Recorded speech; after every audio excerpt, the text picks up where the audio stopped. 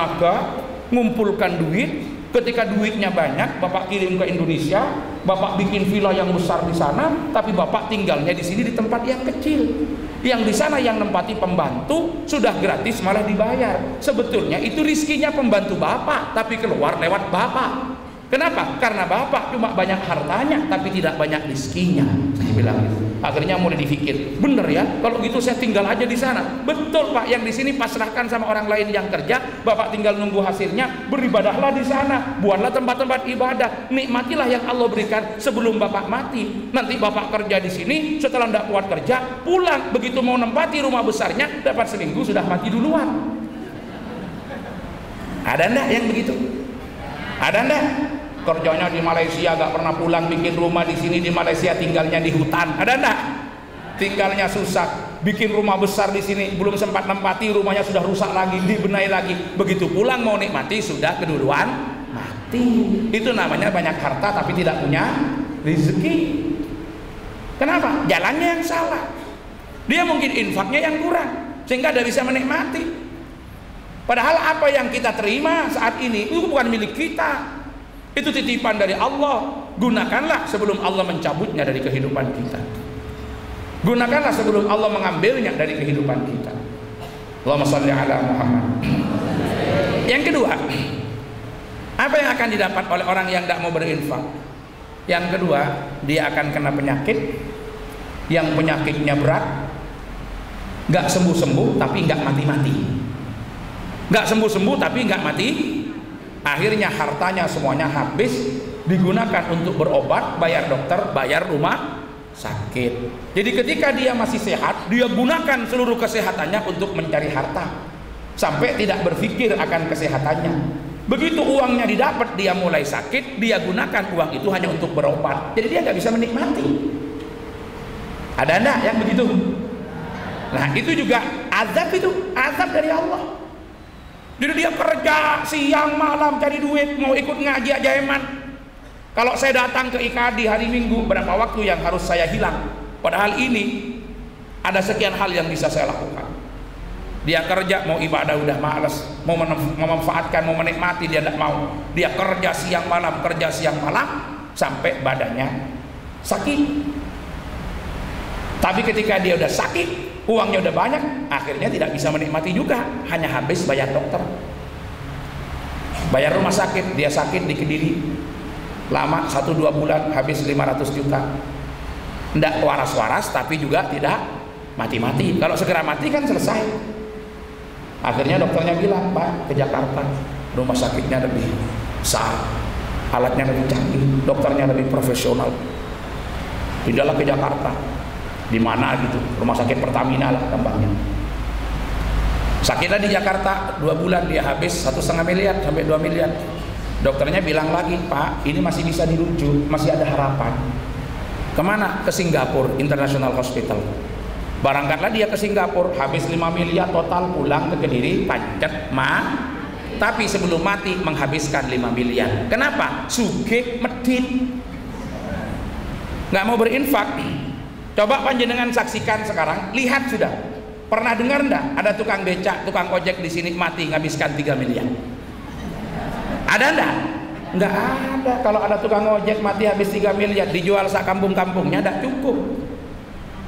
Coba panjenengan lihat di rumah sakit yang penyakitnya gawat-gawat itu, kanker, ginjal, jantung, ya, operasi, kandung, empedu, macam-macam, yang habisnya ratusan juta, miliaran. Panjenengan lihat, yang kaya apa yang miskin? Yang kaya apa yang miskin? Yang kaya. Kalau yang miskin alhamdulillah nggak ketemu penyakitnya, tahu-tahu mati. Bagaimana mau tahu penyakitnya? Nggak pernah berobat. Tapi kan nggak pernah ada ceritanya orang miskin mati nghabiskan sekian miliar. Ada orang punya hutang, ditagih kiri kanan nggak bisa bayar, keluarlah pakai sepeda ontel, alhamdulillah nyampe jalan raya ditabrak truk, mati besoknya. Dapat santunan jasara harja 25 juta. Dia mati bisa ngurus jenazahnya, utangnya lunas, alhamdulillah. Mati ketabrak truk, alhamdulillah. Tapi kan nggak nyusahin orang, nggak nyusahin orang. Sebelum mati dia bisa mendatangkan duit, lunaslah hutangnya karena jasara harja. Tapi kalau matinya orang kaya susah. Karena itu memang azab yang Allah berikan. Dan yang paling parah, naudzubillah, summa naudzubillah, harta yang ditinggalkan menjadi sumber konflik yang memecah belah keluarga, rebutan warisan. Ada enggak? Ini akibatnya. Kenapa? Kurang yakin dengan akhirat. Tapi kalau udah yakin dengan akhirat, dikeluarkan semua. Sakit itu pakai infak yang besar, sembuh. Hasinu amwalakum bizzakah wa dawu mardakum bisadaqah. Bentengilah harta kalian dengan zakat, obatilah orang yang sakit di antara kalian dengan sedekah. Sembuh. Ya tapi harus sepadan. Kalau penyakitnya gawat, sedekahnya jangan kecil. Sedekahnya harus besar. Ya kalau sedekahnya kecil, ya harganya bodrek. Harganya paramik, sembuhnya juga lama. Sedekahnya yang besar, itu jelas. Ya, saya tidak tahu, saya yakin insya Allah yang di sini sedekahnya besar-besar.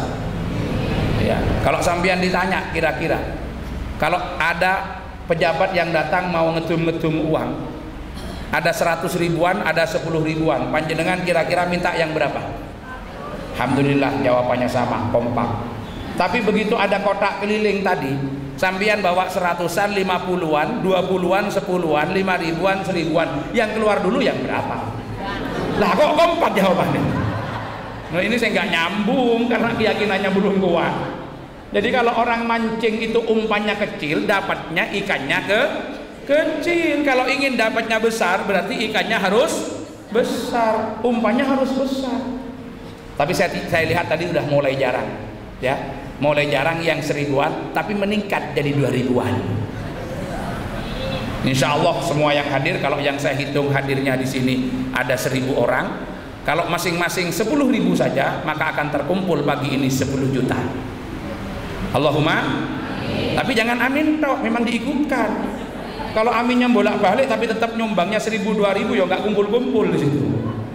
Makanya kalau nanti dihitung kok dapatnya pengumuman infak hari ini, saya tadi dengar dapat sekian juta, tak bagi dengan jumlah yang hadir, ya rata-rata 1.500 ini. Ya mohon maaf, itu fakta. Ternyata masih payu. Bu, saya tanya, 20.000 itu besar apa kecil? 20.000 itu besar apa kecil? Ya jangan bingung jawabnya, tegas aja. 20.000 itu besar apa kecil? Kenapa besar? Karena mau dimasukkan ke kotak amal. Buktinya apa? Masih suka cari yang kecilan. Ada enggak? Ada enggak? 20. Baru kalau nggak ada lagi 20 keluar. Kalau masih ada yang kecilan yang dikeluarin duluan. Kok tahu? Iya, saya melihat tadi. Nah, tapi 20.000 menjadi kecil kalau kita bawa ke supermarket. Betul? Betul? Iya. Itulah manusia karena godaan setan. Iblis godanya begitu. Makanya saya tanya, Bu, 1 jam itu lama apa sebentar? Bingung sampean jawabnya. 1 jam itu lama apa sebentar? Sebentar kalau dibawa ke karaokean, kerasa lama kalau digunakan pengajian. Betul? Betul? Banyak orang berebut tempat paling depan untuk nonton bola, tapi banyak mencari tempat paling belakang untuk majelis taklim dan majelis ilmu. Betul? Kenapa? Setan boleh bermain. Inilah godaannya di depan. Maka karena mereka sudah tidak yakin dengan akhirat, muncullah kelompok-kelompok ateis. Muncullah kelompok-kelompok yang tidak percaya lagi akan agama. Tapi ada yang percaya tapi memisahkan antara agama dengan kehidupan. Keluarlah kelompok-kelompok sekuler. Dia masih yakin akan peran agama, tapi dia sudah mulai membatasi kalau agama hanya mengatur hubungan dirinya dengan Allah, tidak boleh masuk dalam sendi kehidupan yang lain. Ini virus yang sudah mulai dimunculkan oleh orang-orang yang jadi kaki tangannya iblis karena tidak mau Islam itu berjaya. Dari belakang siapa? Kelompok-kelompok yang cinta akan dunia, arghabahum ala dunyahum. Muncullah kelompok materialis, kelompok hedonis yang dari belakang. Kenapa? Dia berpikir bahwa kebahagiaan akan didapat kalau dia punya kecukupan materi. Mulai ada bagaimana iblis mengganggu pikirannya. Dia menganggap dia akan dapat kebahagiaan kalau materinya tercukupi, dia lupa konsep yang sesungguhnya mendapat kebahagiaan. Padahal jelas di situ disebutkan, innallaha ja'alal fawza wal falaha was sa'adata fid din wa ma ja'alaha fi kasratil amwali wa fi irtifa'ir rutbati wa fi kasratil atba'. Allah menjadikan kebahagiaan, ketentraman, kedamaian ada dalam agama. Semakin kuat kita berpegang pada agama, maka akan semakin terbuka luas kesempatan mendapat kebahagiaan. Allahumma. Tapi semakin longgar kita berpegang pada agama, semakin jauh kita dari ketenangan dan ketentraman. Ingat, kebahagiaan tidak ada pada banyaknya harta. Kebahagiaan tidak ada pada tingginya pangkat dan jabatan. Kebahagiaan tidak ada pula hanya semata-mata karena popularitas. Semakin kuat kita berpegang pada agama, maka akan semakin terbuka peluang kita mendapatkan kebahagiaan yang hakiki, bukan kebahagiaan yang semu. Allahumma. Ini kuncinya. Tapi iblis mengganggu pikiran kita. Arghabahum fi dunyahum, dia bikin kita senang akan dunia. Bedanya apa? Kalau kita sudah senang dunia, kita akan mengejar dunia, dan bahkan dunia akan kita pertaruhkan, walaupun harus mengorbankan akhirat. Walaupun harus mengorbankan akhirat. Dunia. Makanya banyak penelitian yang sudah membuktikan bahwa kelompok-kelompok yang mengacaukan di dalam urusan agama, yang nanti sebelah kanan itu godanya iblis, itu ujung-ujungnya juga karena proyek, karena urusan dunia. Makanya kita lihat berbagai macam pikiran dan isu yang dilontarkan, disosialisasikan di tanah air kita, yang membuat orang mulai gamang dengan ajaran agamanya, dibikin luntur dalam keberpihakannya terhadap kepentingan agama, dengan melakukan seakan-akan upayanya adalah kepentingan-kepentingan untuk kontekstualisasi daripada teks-teks keagamaan, agar ruh daripada nas-nas itu tetap hidup di tengah-tengah kehidupan masyarakat, agar orang tidak menjadi hamba-hambanya teks, agar orang tidak lagi terpedaya oleh pemutlakan pemaknaan kebenaran. Tapi ujung-ujungnya isu-isu yang mereka kembangkan, mereka dibiayai oleh donatur-donatur dari Asia Foundation, Food Foundation, dari Bank Dunia, yang mereka punya kepentingan untuk melemahkan iman dan keyakinan umat Islam, karena mereka memandang kalau umat Islam ini berpegang pada agamanya, dia akan menjadi ancaman bagi kepentingan kapitalisme global yang dimotori oleh Amerika wa alihi wa sahbihi ajmain. Dipakailah orang-orang cerdik, orang-orang pandai di dekat kita. Mereka mulai dibikin untuk menanamkan subuhat. Dia katakan, oh, penafsiran-penafsiran yang semacam ini tidak kontekstual, tidak humanis, tidak berpihak pada keadilan. Penafsiran-penafsiran seperti ini hanya melanggengkan kekuasaan kelompok-kelompok tertentu.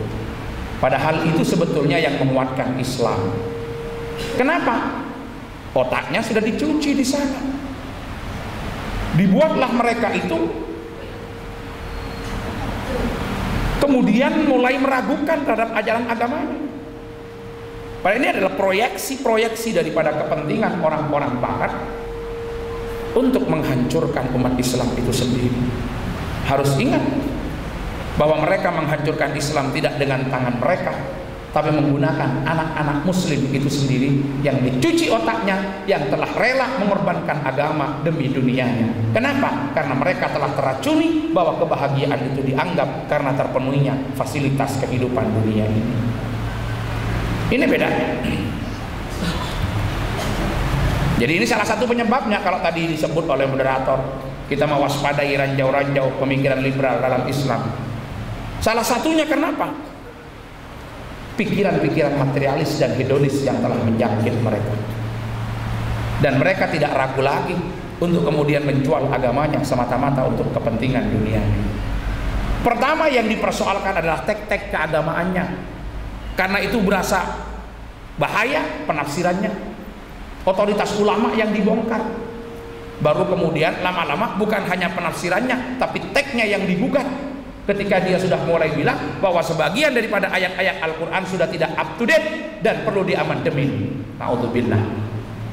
Ini pikiran yang sudah mulai teracuni. Kenapa? Ada proyek-proyek besar di belakangnya. Lebih konkretnya dari sebelah kanan.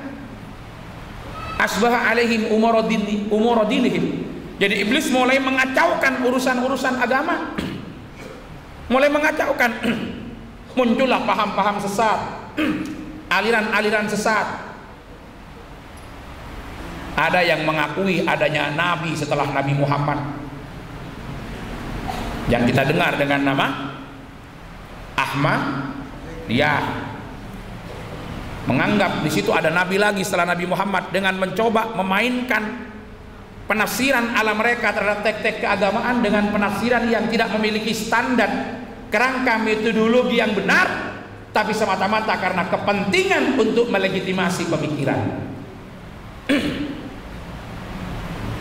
Ada yang kemudian mengkultuskan salah seorang sahabat Nabi, bukan hanya dipandang unggul daripada yang lain, tapi sekaligus bagi yang sangat parah sampai mengakuinya di atas Rasulullah, sehingga juga menuduh kalau malaikat Jibril itu salah dalam menyampaikan wahyu yang seharusnya kepada sahabat tersebut, tapi salah kepada Rasulullah. Ini adalah cara yang dikacaukan oleh iblis, di mana iblis sudah mulai merusak pemikiran-pemikiran keagamaannya, baik kepentingannya karena tidak ada keyakinan akan akhirat, atau karena terobsesi dengan memandang puncak kebahagiaan apabila terpenuhinya fasilitas kehidupan, sehingga mereka berani untuk menjual agama dengan harta. Kita tidak dilarang mencari harta, tapi jangan sampai mengganggu urusan agama dan ibadah. Karena itu hanya kita gunakan sebagai fasilitas untuk kita memperteguh ibadah kita kepada Allah dan memperbaiki pola hubungan kita dengan sesama manusia, sebagai media yang kita gunakan untuk memantapkan keimanan dan ketakwaan kita kepada Allah Subhanahu wa ta'ala. Yang benar silahkan cari, tapi dia jadikan harta sebagai media, jangan jadikan dia sebagai tujuan. Apa bedanya? Tipis. Kalau orang menjadikan harta sebagai tujuan, maka dia akan lakukan segala macam hal, segala macam cara untuk mendapatkannya tanpa berhitung apa benar atau salah langkah yang dia lakukan.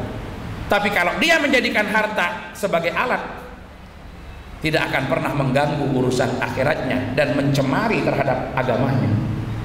Apalagi harus menukar agama dengan harta. Kalau perlu kita jangan jadi orang yang mencari harta, tapi kita dikejar oleh harta. Jangan sampai kita yang mencari dunia, tapi dunia yang mengejar kita. Kalau kita yang mengejar dunia, kita akan diatur oleh dunia. Kalau perlu dia akan mempermainkan kita. Ayo ke sini, tapi kamu harus begini. Ayo ke sini, tapi harus begini. Aku akan datang kepadamu, tapi kamu harus begini dulu. Terus begitu. Kalau kamu pagi-pagi masih ngaji, ketinggalan, kamu nggak dapat ini. Ayo, sekarang tinggalkan semua ngajimu. Berarti awalnya aktif ngaji, Ahad pagi sudah nggak lagi. Lama-lama, ayo tetap dikejar. Kalau kamu masih berhenti sholat duhur, saya akan pergi loh. Ayo kejar saya. Ini saya sudah mau didapat. Nanti aja sholat duhurnya belakangan. Terus dikejar. Begitu sampai waktu duhur mau habis, dia berpikir, duh, saya sholat dulu. Diingatkan lagi, kalau kamu sholat dulu, saya diambil yang lain. Kalau kamu ingin saya, ayo saya dikejar. Tinggalkan dulu sholatmu. Ditinggalkan duhur, ditinggalkan asar. Kenapa? Karena kita yang mengejar dunia. Tapi kalau kita yang dikejar dunia, kita perintahkan dunia itu, harta dunia, boleh kamu ikut saya, tapi kamu jangan pernah masuk mengintervensi saya. Biar saya yang mengatur kamu. Kamu saya jadikan alat untuk mengejar akhirat saya. Kamu saya jadikan alat untuk kepentingan agama saya. Kamu jangan pernah mengatur saya, karena saya tidak butuh kamu, tapi kamu yang mengejar saya. Boleh kamu ikut, tapi kamu saya infakkan untuk kepentingan perjuangan agama Allah Subhanahu wa ta'ala. Itulah bedanya orang yang dikejar dunia dengan orang yang mengejar dunia. Apa bisa? Bisa. Orang yang sudah sampai pada tingkat-tingkat tertentu, karena kuatnya keyakinannya kepada Allah yang tidak ternodai dengan paham-paham yang tidak jelas. Kalau Allah sudah kasih dia karunia, hartanya yang mengejar dirinya, tapi sedikit pun harta tidak menjadikan akhiratnya dan agamanya menjadi rusak. Disitulah kenapa pada satu saat Umar bin Abdul Aziz mengajarkan istrinya untuk meninggalkan harta. Kenapa? Karena harta itu dipandang akan mengganggu akhiratnya. Apa kata beliau? Dakhalat alayya ad-dunya litufsida akhirati. Masuklah dalam kehidupan saya dunia untuk merusak akhirat saya. Maka harus berani kita tinggalkan. Maka sebaik-baik dunia adalah dunia yang digunakan untuk kepentingan kehidupan di akhirat. Tapi sejelek-jelek harta adalah harta yang menjadikan kita berpaling dari kepentingan akhirat. Ini iblis bermain di sini. Makanya hati-hati Bapak Ibu. Sekarang sudah banyak berbagai macam pemikiran yang secara tidak langsung target utamanya bukan apa? Menjadikan kita luntur berpegang kepada agama. Orang yang datang ke masjid, orang yang tekun beribadah dicurigai sebagai teroris. Tapi orang yang ada di tempat-tempat maksiat katanya biasa, anak muda lagi mencari jati dirinya. Susah. Dia menjadikan kita gampang. Kenapa? Karena mereka tahu umat Islam semakin berpegang pada agamanya semakin kuat. Maka jangan sampai ini terjadi. Bongkar. Dengan apa? Kita akan dirusak oleh pikiran-pikiran itu dengan 3 hal. Pertama, dari manzur. Yang kedua, masmu'. Yang ketiga adalah makruh. Dari apa yang kita lihat mulai muncul tayangan-tayangan yang secara tidak langsung, walaupun tidak berbau pada konteks dialektika pemikiran, kita tidak dijadikan liberal dalam konteks pikiran, tapi minimal pertama yang mereka lakukan adalah kita menjadi liberal dalam perbuatan. Pikirannya masih bagus, tapi perilakunya sudah lebih parah daripada orang yang rusak pikirannya karena tayangan-tayangan yang dimunculkan. Pola-pola kehidupan, bagaimana memandang ini loh kehidupan yang maju, kehidupan di barat. Justru mereka maju karena mereka berpikir maju, karena mereka meninggalkan keterkungkungan mereka terhadap teks. Padahal kemajuan yang mereka tawarkan adalah kemajuan secara fisik yang justru mereka sangat tidak maju dari aspek peradaban, tidak maju dari aspek bagaimana ukuran orang yang baik. Mereka anggap maju kalau mereka tidak mau kawin, mereka tidak mau nikah, lebih senang nengok anjing, tapi mereka tidak bisa menghindari kehidupan free sex. Itulah yang dianggap maju oleh mereka, karena ukurannya adalah materi. Dicekoki menjadi ruang dengar kita, menjadi ruang bacaan kita, menjadi ruang penglihatan kita. Dan yang paling parah ini yang disasar adalah kelompok intelektual, adalah makruh dengan tulisan-tulisan. Dan tulisan-tulisan itu lagi-lagi kalau kita lihat pikiran-pikiran mereka yang mulai memporak-porandakan urusan agama, yang awalnya dianggap penafsirannya yang tidak benar, sehingga harus dilakukan penafsiran ulang. Kenapa? Harus dihalangi seorang muslim laki-laki menikah dengan non muslim. Itu sudah jelas ayatnya dalam Al-Quran yang mentahsisnya. Akhirnya kalau itu pun dipakai, walaupun tidak diakui sebagai sumber hukum di Indonesia karena di sini menolak kita pernikahan beda agama, akhirnya ketika memang banyak sandaran pendapat yang masih memperbolehkan laki-laki muslim menikahi wanita non muslim asalkan kitabiah, lama-lama dibalik. Kalau dibalik kan nggak ada jalannya. Perempuannya muslimah boleh dinikahi laki-laki yang kitabi. Loh kok boleh? Mereka pakai akal lagi dalam memahami agama.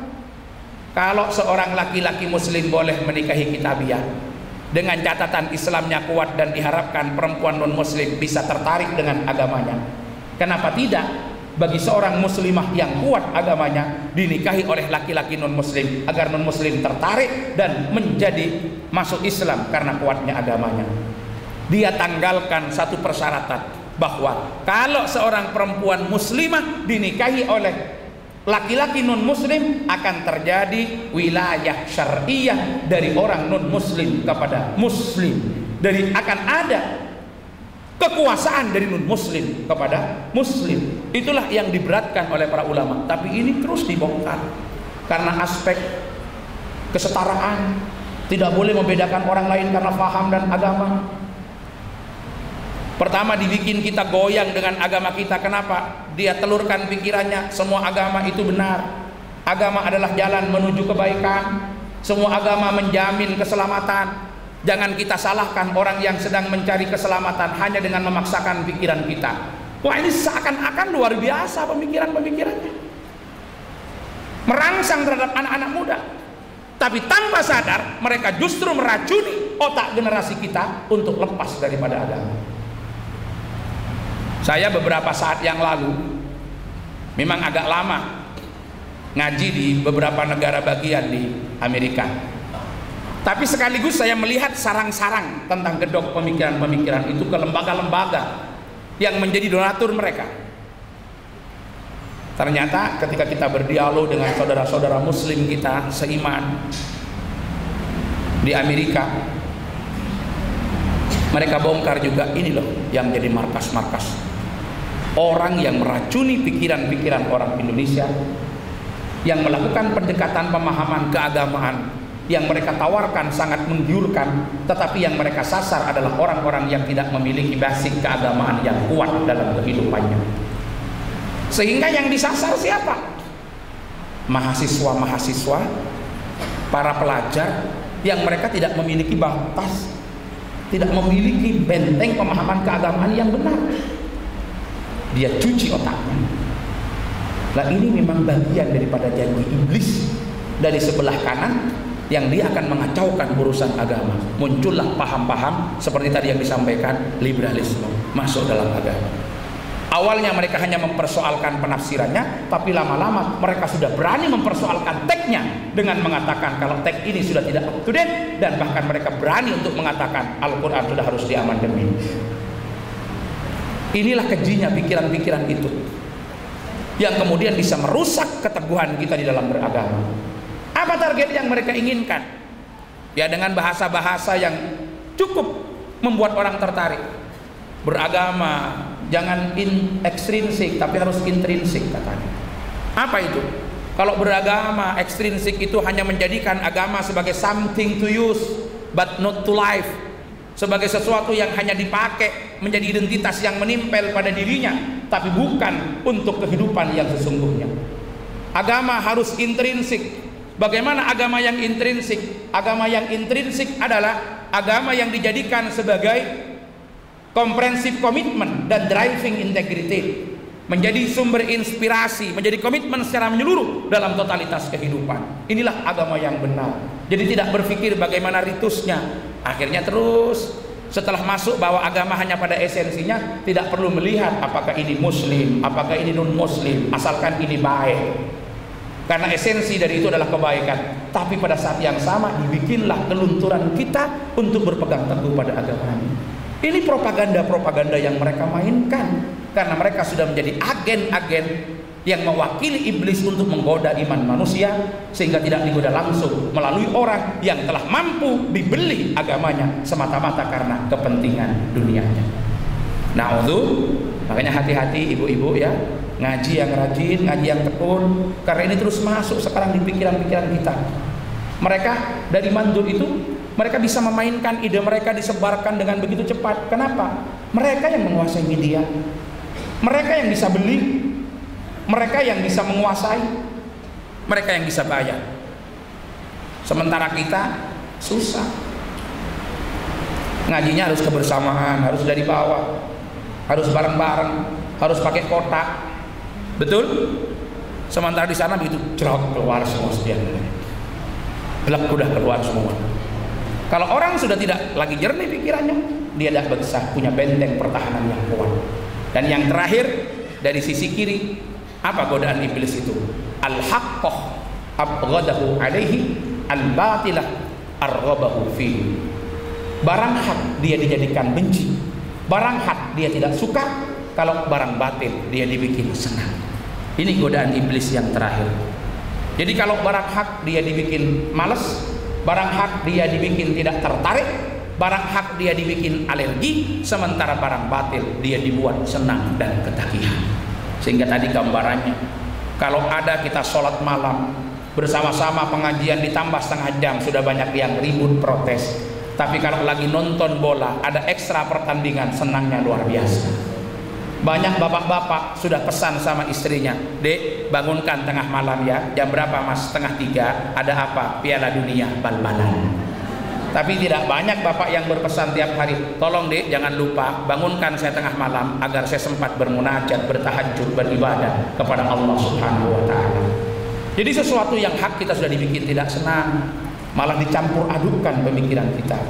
Inilah bagian daripada skenario iblis. Karena iblis mencari teman agar dia punya banyak teman sebanyak-banyaknya kelak di nerakanya Allah Subhanahu wa taala.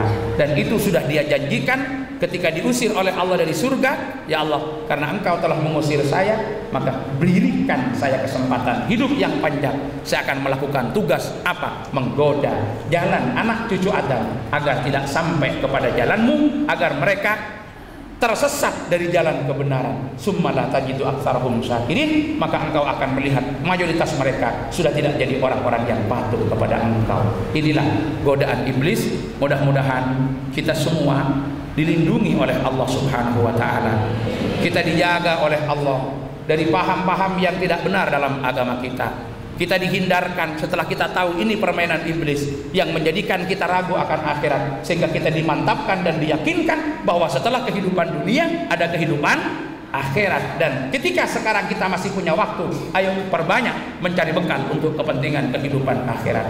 Mudah-mudahan kita diselamatkan oleh Allah dengan kita mampu membedakan dengan jelas bahwa kebahagiaan bukan karena harta, bukan karena popularitas, tapi karena kuatnya kita berpegang pada agama. Dan mudah-mudahan kita dijauhkan, diselamatkan dari aliran-aliran yang sesat, dari paham liberal yang akan merusak terhadap tatanan keberagamaan kita. Dan mudah-mudahan kita dijadikan orang yang senang akan akhirat, dan kita justru menjadi orang yang membenci akan barang-barang yang batil. Al-Fatihah.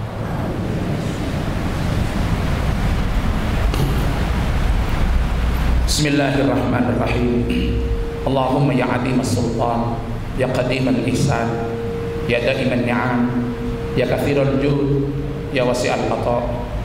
Salli wa sallim wa barik ala sayyidina wa maulana Muhammadin wa ala alihi wa sahbihi ajma'in. Allahumma lakal hamdu syukra wa lakal mannu fadla wa anta rabbuna haqqa wa nahnu abiduka riqa wa anta lam tazal lidzalika ahla. Allahumma ya muyassir kulli asir, ya jabir kulli kathir, ya mughni kulli faqir, ya ma'mana kulli khaif, ya sahiba kulli farid, ya man la yahtaju ila al-bayan wa at-tafsir, hajatuna ilaika kathira wa anta alimun biha wa basir. Yassir lana kulla asir, fataysirul asir alaika sahlun yasir, wa nas'aluka at-taysir wal mu'afata fid din wad dunya wal akhirah. Yassir lana umurana, balli maqasidana, haqiq amalana, tamim raja'ana bi rahmatika ya arhamar rahimin. Ya Allah ya Rabb, kami semua bersimpuh di hadapan-Mu, memohon rahmat, ridha dan ampunan-Mu. Ya Allah ya Rabb, sebagaimana telah Engkau janjikan melalui lisan Nabi, orang yang berkumpul di majelis ta'lim, di majelis ilmu, utamanya di tempat yang terbaik yaitu di masjid, akan dihapuskan dosa-dosanya sebelum beranjak dari tempat tersebut. Ya Allah ya Rabb, ampunilah dosa-dosa kami, ampunilah dosa orang tua kami, ampunilah dosa keluarga kami. Jangan jadikan dosa-dosa kami sebagai penghalang antara kami dengan rahmat-Mu. Jangan jadikan dosa-dosa kami sebagai penghalang antara kami dengan ridha-Mu. Jangan jadikan dosa-dosa kami sebagai penghalang antara kami dengan karunia-Mu. Ya Allah ya Rabb, betapa banyak karunia rizki yang telah Engkau limpahkan dalam kehidupan kami. Tapi dari sebanyak itu belum banyak pula yang mampu kami syukuri dengan baik. Ya Allah ya Rabb, seharusnya karunia yang Kau berikan mampu kami jadikan untuk meningkatkan keimanan ketakwaan kami, meningkatkan kebaikan dan kesalehan kami.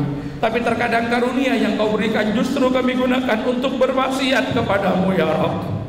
Mata yang Kau berikan belum sepenuhnya kami gunakan untuk membaca ayat-ayat-Mu, tapi lebih sering kami gunakan untuk memandang yang Kau haramkan. Telinga dan lisan belum sepenuhnya bisa kami gunakan untuk mendengarkan dan berwasiat akan kebenaran, tapi justru kami sering membicarakan, menggunjing dan menebar aib orang lain. Ya Allah ya Rabb, jangan Kau cabut nikmat ini dari kehidupan kami, karena kami belum mampu untuk menjaganya dengan baik. Berikanlah kami kekuatan agar kami mampu menggunakan nikmat demi nikmat dalam kehidupan kami, yang dengannya Engkau sebut kami sebagai orang-orang yang bersyukur, yang dengan syukur akan selalu Kau tambahkan nikmat demi nikmat dalam kehidupan kami. Ya Allah ya Rabb, ya Allah ya Rabb, Betapa kami sering merasa bahwa kepemilikan duniawiyah adalah murni milik kami. Kami merasa kami mendapatkannya dengan susah payah, dan kami lupa untuk mengembalikan sebagian di jalan-Mu, untuk menginfakkan sebagian di jalan-Mu. Karena penyakit yang tumbuh dalam diri kami memandang bahwa dengan banyaknya kepemilikan duniawiyah kami akan mengantarkan kami pada kebahagiaan kami. Padahal itu adalah anggapan yang salah, ya Rabb. Bersihkanlah hati kami, terangilah pikiran kami, berikanlah kami kesadaran untuk menyadari sepenuhnya bagaimana cara-cara kami mendapatkan kedamaian, kebahagiaan dan keselamatan, bukan hanya di dunia dan di akhirat. Ya Allah ya Rabb, pertautkanlah hati di antara kami semua. Selalu himpunlah kami dalam kebaikan dan kesalehan. Ketika kami harus berteman dengan saudara-saudara kami, semuanya karena didasarkan pada ketundukan kepada perintah-Mu.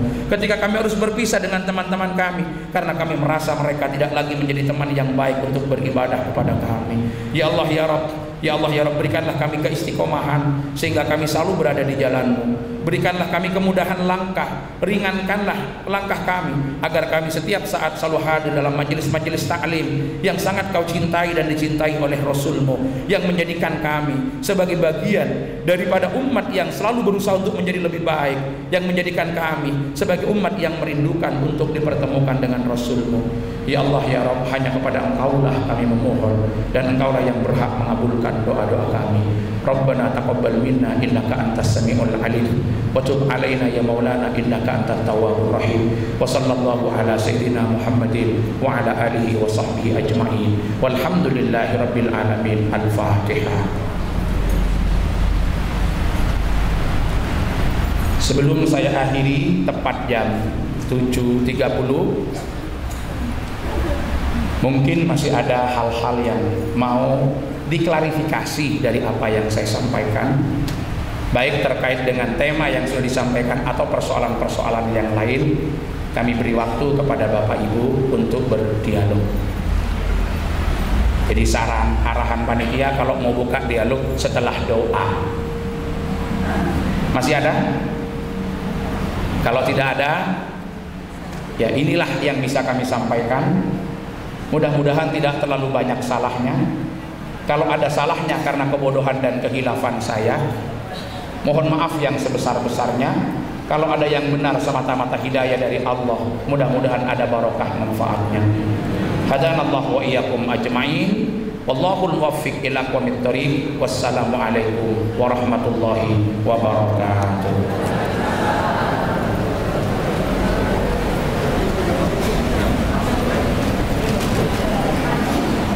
Jazakallah kepada Al-Mukarram Bapak Kiai Haji Abdullah Samsul Arifin.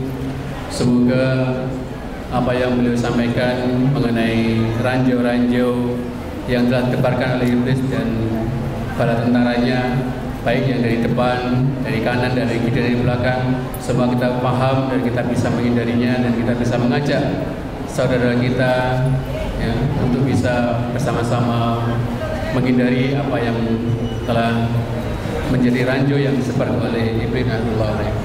Sekali lagi pada seluruh jamaah, nanti setelah pengajian ini jam 8 sampai dengan jam 10 ada kajian remaja bersama Kang Rahman, Foundation Omah Sinau, dengan tema Go Jannah. Demikian serangkaian pengajian akhir pagi kali pada pagi hari ini. Mari kita akhiri kajian kita dengan bersama-sama membaca hamdalah, istighfar, dan doa akhir majelis. Alhamdulillahirrabbilalamin. Astagfirullahaladzim. Subhanakallahumma wa bihamdika asyhadu an la ilaha illa anta astaghfiruka wa atubu ilaik. Dari kami mewakili seluruh panitia, ada kurang dan lebihnya mohon maaf yang sebesar-besarnya. Assalamualaikum warahmatullahi wabarakatuh.